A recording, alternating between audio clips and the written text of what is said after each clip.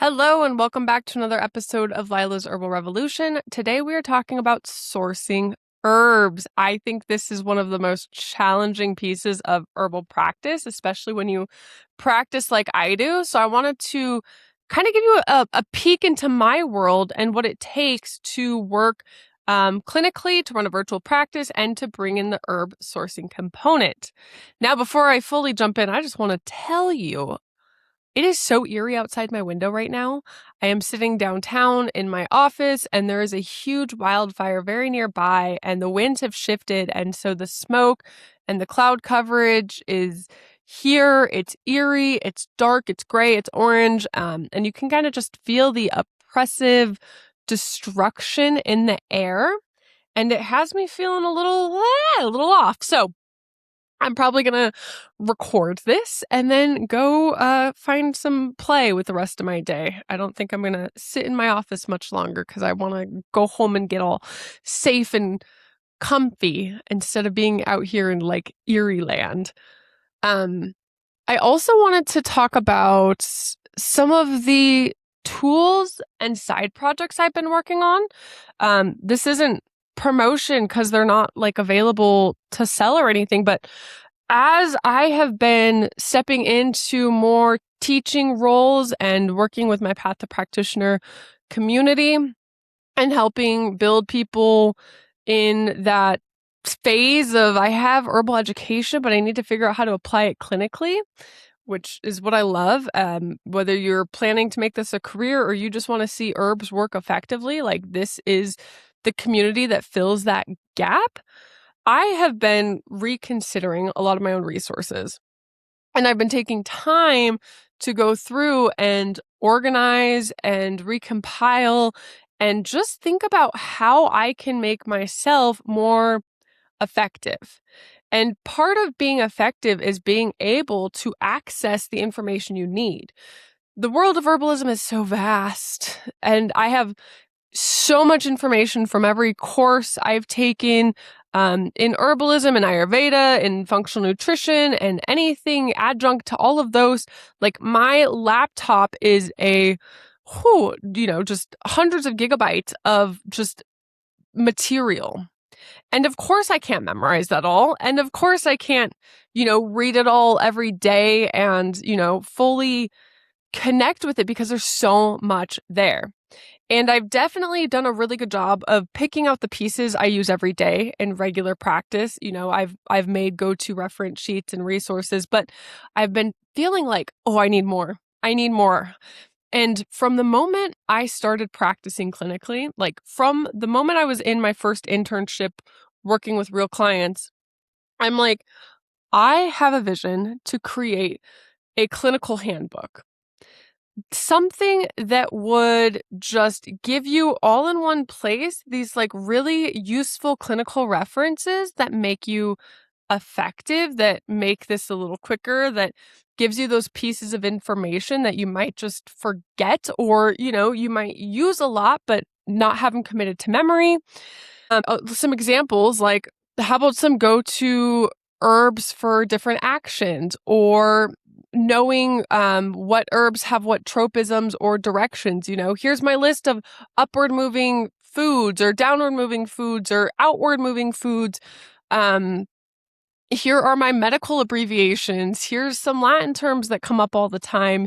Here's some, Ayurvedic cheat sheets or some traditional Chinese medicine cheat sheets.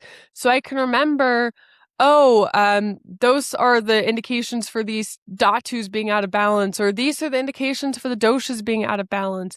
And while there's, a good portion of the work I do is, memory, it's feel, it's intuition, it's checking certain things, but I always want to go deeper, and I always know that there's more information that I want to access, but I don't necessarily have space to commit it to memory. So I'm working on compiling my years of study and knowledge from all of the different courses and spaces and places I've been learning and making them into really handy clinical reference tools. Just go to interactive tools that you can have handy. So I've been spending a lot of my spare time playing with my resources and compiling them, and it's been super fun. And I have this vision. I don't know why I'm telling you guys this, but I have this vision of a assessment tool that helps you understand what areas need support and how to spot patterns. And I've been percolating on this for a really long time, like months and months and months. And I know it's going to come together, but it hasn't come together yet. But I think one of the most challenging pieces in herbalism is understanding the entry points and what to do. I think there's a lot of challenging pieces of herbalism, honestly, if you listen to my podcast, but there are, because it's such a complex field that comes together in so many different places.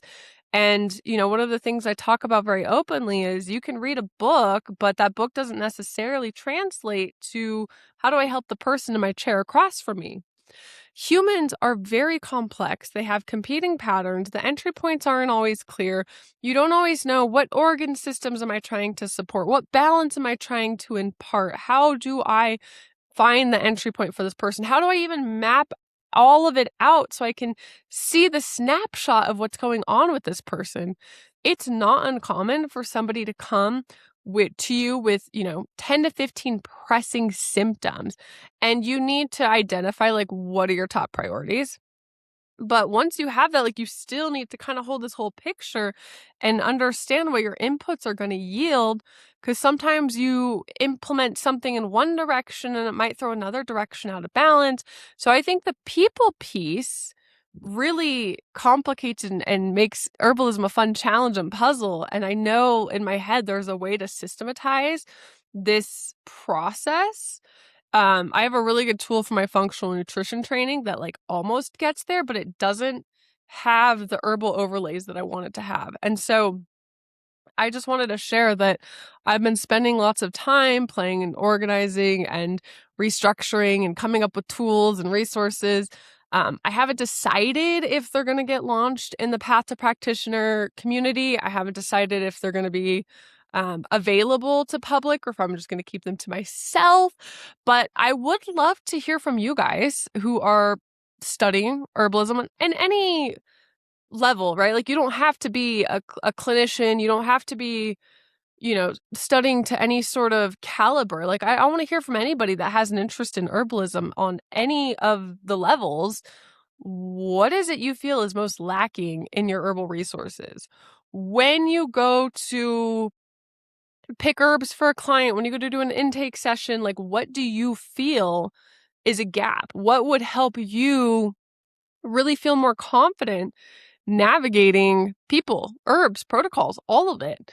So let me know, because I have some solutions and I know they're going to be great for me, and I'm really excited to build these things out. But if I can share and bring these things to the world and it's needed, I'd love to hear it. My email is always in the show notes. I also wanted to say this month I'm doing a training in my Path to Practitioner Potency group on one of the most common patterns you will see in clinical practice. This is people who are both overburdened and conflicted. It is one of my lead magnets to identify the overarching pattern driving your symptoms. So if you're interested, that's also in the show notes.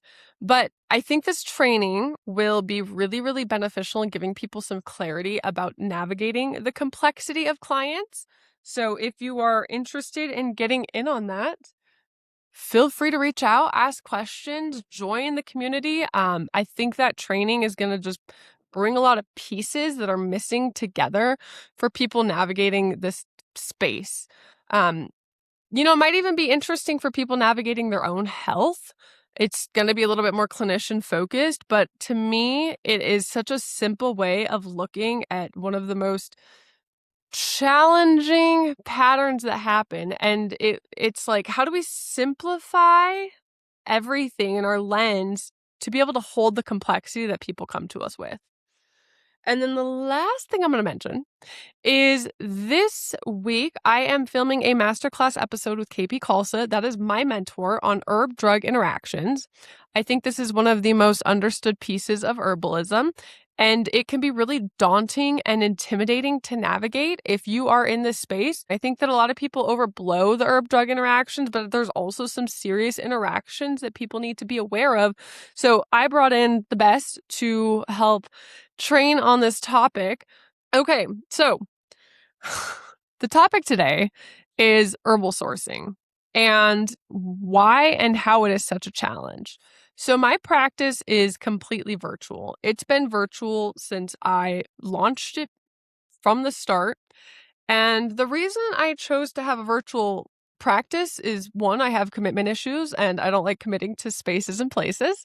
Two, most of my career, I have worked virtually. I built my first career in software development. I ran an IT department and I did it virtually. I had teams in Utah, Puerto Rico, and Romania. I had to often go on site and do a lot of traveling for my work, but most of my work was done from a computer screen. And I got really comfortable with that medium of work. And for whatever reason, it just felt right to launch my practice in a virtual way. Now, I do see people in person. I live in a very poor community. And so I offer some really discounted work just as my way of giving back to the community. So I do still see some people in person, which is great. I love that aspect of it. But most of my work is done virtually. And so that creates a whole other wormhole that is sourcing herbs for people. So I've chosen as part of my offerings to include herbal sourcing as part of the work I do for people. And the reason is it is really overwhelming to get a protocol. It's probably going to include a bunch of herbs you've never heard of. And I'm going to ask you to take them in the form I want you to take them in, the form I know to be most effective. So if I give someone a protocol and let's say they're taking hawthorn berry, shatavari, and I don't know, shakapushpi. I'm just throwing herbs out there. That I'm not going to say that makes any sense. And I tell them, hey, go get this. Here, I'll give them the dose, I'll give them the form. But if I say, hey, go get that, it's going to be really challenging for them to think through because they don't do this every day. Okay, what form do I need the shatavari in? They're going to go to the store. They're going to find a shatavari extract. It's not going to be what I want them to take. They're going to get their hawthorn in a tincture. They're not going to be able to get their dose up. They're not going to know how much to buy. They're not going to know who's a quality, reputable supplier. So I take all of that responsibility off of them and I source for people. Now, if people come to me and they're herbal students or in the space and they have an interest in, doing these things or they're, students, then I'll send them links. I'll tell them who my suppliers are and I kind of let them participate. And if there's ways that they can make medicines or get involved that way, like I will design a protocol to help facilitate that because that's part of, I think, the experience that certain people enjoy. But for the other side of my practice, it's an overwhelming piece that I want to take off of people. I want people to know that they have enough herb for the duration of the protocol. I want them to know that the herbs are the right herbs, they're in the right form, and they're the right quality. So I do that. But let me tell you, that takes a significant amount of my energy and my bandwidth to facilitate. And the reason that herbal sourcing is so challenging is for a couple different reasons. So firstly, I practice from a planetary perspective. I will use Western herbs, Chinese herbs, Ayurvedic herbs, and supplementation in any given protocol. And that means that things are coming from different locations. There's only a couple of herb vendors out there that supply herbs from all three systems.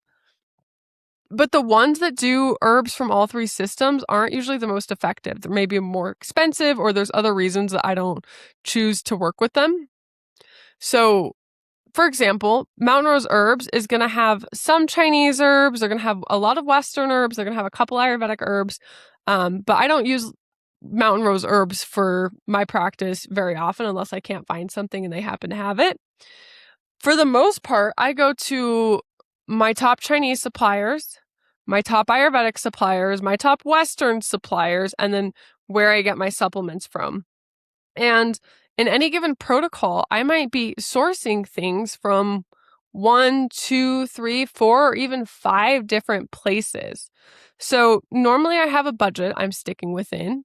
So 1, I have to work within the budget. And then 2, I have to get everything sourced, priced. Once the invoice is paid, I go back and buy it all. And the challenging piece is that when you are drop shipping to clients, the supply chain is unreliable. There are so many times where I write the protocol. It's exactly what I want the person to do.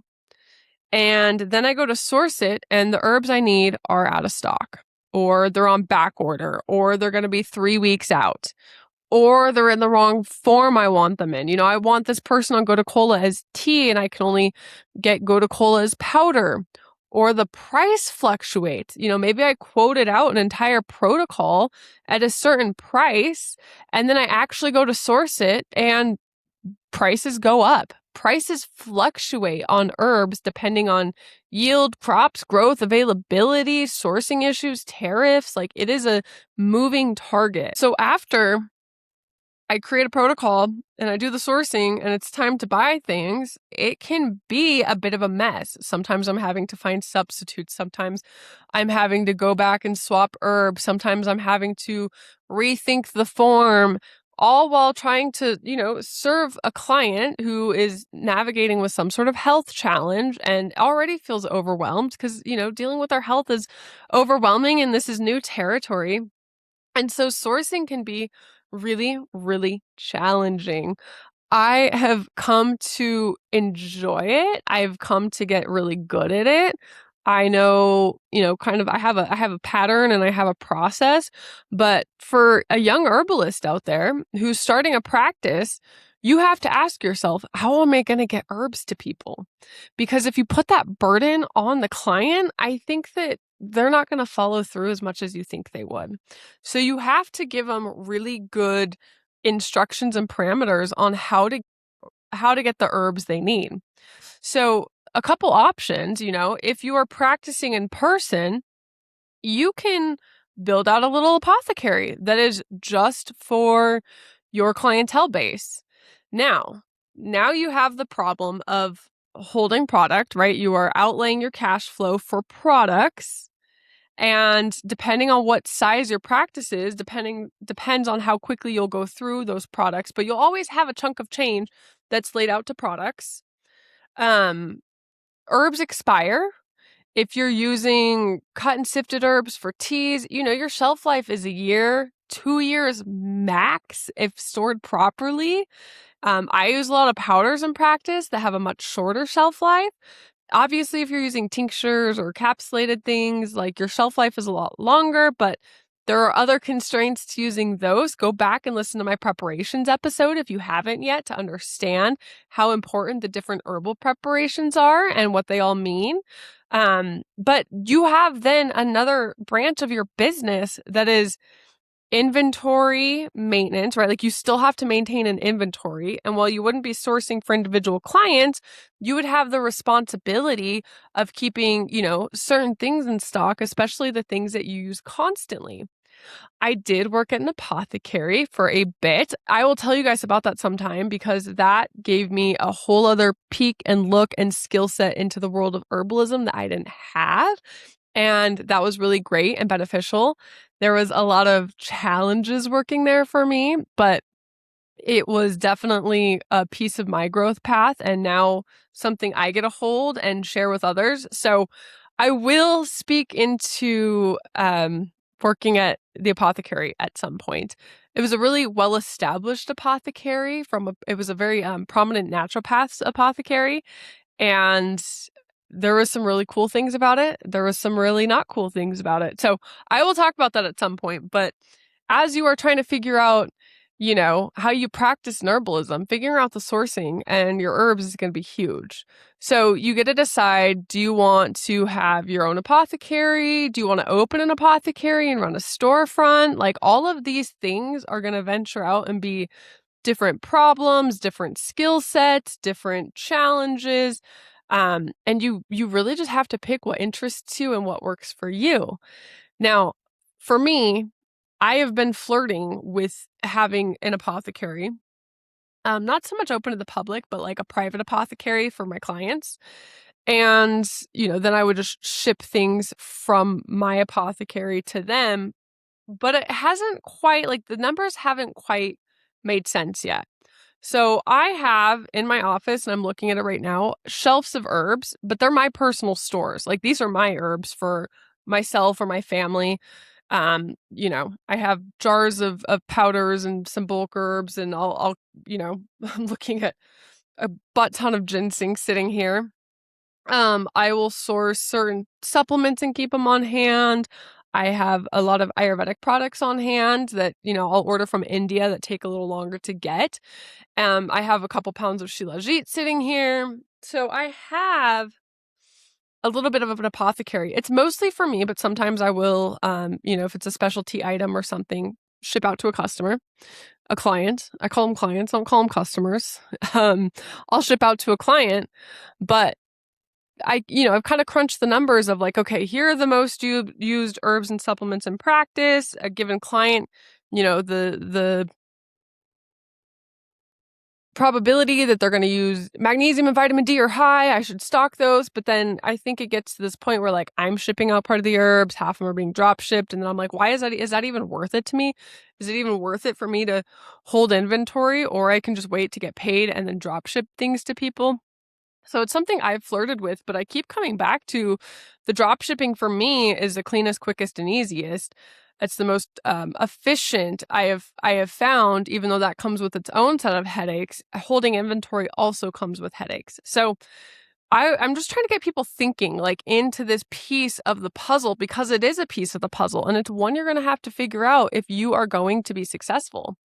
So another thing that you could do is you could get friendly with your local apothecaries in town. If your town has one, my town doesn't have one. 30 minutes away, there is a cult store that has some herbs. But I don't know that I would ever send someone there for herbs. I think the cult energies are too much of an influence over the herbal products, and I don't want that factor happening. So to me, there's nowhere to send people to locally where I live. And then, the people I work with are all across the country. Sometimes they live in a, populated area where you're going to have some sort of, apothecary nearby. And sometimes they're nowhere near anything. They're in the middle of Pennsylvania or New Hampshire, Connecticut, or, one of these places that don't have apothecaries on every corner. So you have to kind of really think through all these pieces of the puzzle. Now, back to sourcing, and I'm just going to keep talking into the way I do it. It is so important that you start building rapport with your go-to suppliers. Like, who can you talk to? I know who to go to when this isn't in stock, or I want this obscure thing, or I, can't find this, or maybe you have this, but it's not on your website. Like, you're going to want to start getting a good rapport and getting comfortable reaching out to these herbal companies. And you're going to want to start getting comfortable asking questions, because sometimes you want to source something or you want to use one of their products, but not all the questions are answered online. Example, where I get my tinctures from has a butterbur tincture, and I wanted to know, is this processed? Most butterbur we use is processed with the PAs, the pyrazine alkaloids, processed out. Those are the toxic components. And I wanted to know, hey, if I use this company's butterbur, is it safe? The answer was no. So you want to get comfortable asking questions, because there's actually a little bit of a lack of clarity and consensus in a lot of the herbal field, right? Like, when you go source herbs, you want to make sure it's the right plant, it's the right herb. You have no doubt that's what you're getting. You want Shankapushpi, you're getting Shankapushpi. You want American ginseng, you're getting American ginseng. You want hawthorn berry, you're getting hawthorn berry. You have to make sure you're getting the right herb, but then you also have to make sure the right part of the herb is used. And this, to me, the onus is on the herbalist. I don't think this is an onus you can put on your clients. So the herb you want to use, Now you have to make sure you're sourcing the right part of the herb. What was I looking at my notes last night? Oh, I was talking about burdock root. And some people use burdock root seeds. Some people use burdock root. So if you're going to source burdock, if you're going to put someone on burdock, you need to know, do I want the roots? Do I want the seeds? Okay, what am I buying? Is it the roots or is it the seeds? Same thing with nettle, right? We use nettle root, we use nettle seed, we use nettle leaf. What are you trying to accomplish? What part of the herb do you want to use? Different herbs, different parts of the herbs have different actions, and when you source, that information might not always be clear. Another good example is maybe you're getting a Chinese herb called Hosha Wu, and you want to make sure it's processed. You want to make sure it's processed, properly processed. You don't want the raw form. Again, that information isn't always clear when you're purchasing the herb online. So sometimes you need to go further and ask the manufacturer, ask the company. Another thing I have to reach out all the time on is extract ratios for Chinese formulas. So there's a bunch of different Chinese formulas, and they turn them into these granules, these extract formulas that use granules, and the ratio isn't on the bottle. So you don't know if that ratio of herb in there is 1:1, 1:2, 1:3, 1:4, 1:5, and that's going to greatly impact your dosing. And again, these aren't things that your clients are going to think through. So if you take that burden off them and make sure they're getting the right thing and you can dose it confidently, that's going to be huge for getting clinical effective results. But it's going to take a lot of time for you.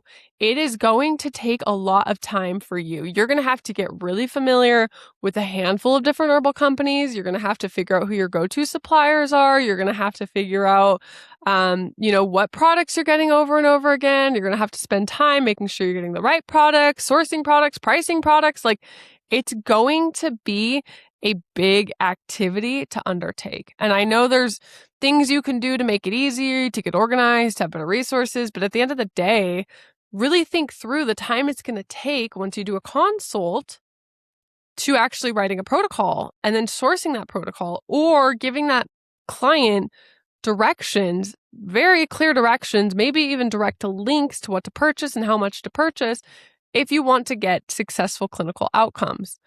Sourcing is a huge piece of the puzzle. And I don't hear it talked about enough. It's not sexy to talk about sourcing. So I don't hear people talking about it. And I don't subscribe or participate in the part of herbalism that is, I forage my own herbs, I make my own medicine. That is not the herbalism I do. Those are separate crafts in themselves, in my opinion. I have hundreds of herbs in my materia medica, and if I'm sitting there trying to only wildcraft or use local herbs, like, I am doing a disservice to my clients because they come with really complex and chronic issues. They want help. I want them to get the most amount of healing possible. I want to use the herbs that are going to serve them best, not just the herbs I have access to in my backyard. So I don't play in that field of herbalism. It's not where I'm called. That's okay if you do. That's great if you do. I have so much respect for people that do play in those fields of herbalism. But if you are going to be a quote unquote armchair herbalist like me, you're really going to lean into the clinical side. You care about using herbs effectively, getting people the best results they can get, then you probably won't have time or space to go craft all your own herbs. But lots of herbalists do. They forage their own herbs and they make their own medicine. To me, I don't even understand how there's time to do that, but that is what's done. I outsource that because there are people that are so much more educated on those subjects than I am. There's experts that know exactly when to go and get the Google resin from the Google trees. There are experts who know how to process it. I don't know how to do any of those things. I don't have an interest in being a sophisticated medicine maker and making sure that my tinctures are actually potent and effective medicine. Like, I outsource that to somebody who is dedicated to that, and that's where their passion lies. Because I think if I personally tried to do it all, I would do it all subparly. I wouldn't be doing it all effectively. So there are people in the herbal space that grow and wildcraft and make their own medicine. That's not the seed of herbalism I sit in. like I said, pull from that planetary perspective. I'm using the best herbs that I can pick for the situation. And that is how I have found to be an effective use of my time. But it's hard, and it comes with its own challenges that need to be thunk through. So I just want to start getting people thinking through this piece of the puzzle. You can't just write a protocol and pick the herbs and the doses and say, okay, good luck. Like, your clients are not going to get good enough results. They're just not. Like I said, you put someone on insert herb here, they're going to need guidance. It is really actually confusing to go buy herbs. You can go to the natural healing store and there's going to be extracts everywhere. There's going to be tinctures everywhere. It's not the level of sophistication that you're going to need if you're going to get results with clients. So think through, do you want an apothecary? Do you want to have herbs on hand? Are you going to drop ship? What are you going to do? And if you are just going to have your own personal herbal stores, you still have to source. You're still going to have to get comfortable figuring out where to get the best herbs at the best prices from.